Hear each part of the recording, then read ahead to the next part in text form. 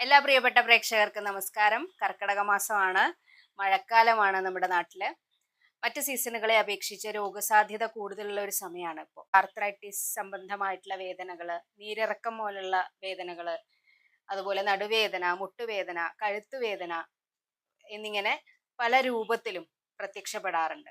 ഇതൊക്കെ വളരെയധികം ബുദ്ധിമുട്ടുണ്ടാക്കുന്ന ഒരു സമയം കൂടിയാണ് ഈ മാസം.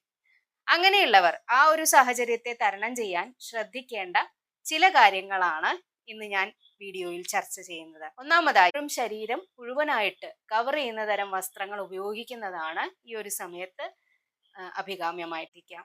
രണ്ടാമതായി കഴിയുമെങ്കിൽ ദിവസവും എണ്ണ ഏതെങ്കിലും തൈലങ്ങൾ ചൂടാക്കി ദേഹത്ത് തേച്ച് ചൂടുവെള്ളത്തിൽ കുളിക്കുന്നത് ശീലമാക്കിയാൽ ഈ വേദനയ്ക്കൊക്കെ നല്ല ശമനം കിട്ടും. മൂന്നാമതായി കുടിക്കാനും കുളിക്കാനും നമ്മൾ ചൂടുവെള്ളം മാത്രം ഉപയോഗിക്കും. നാലാമതായി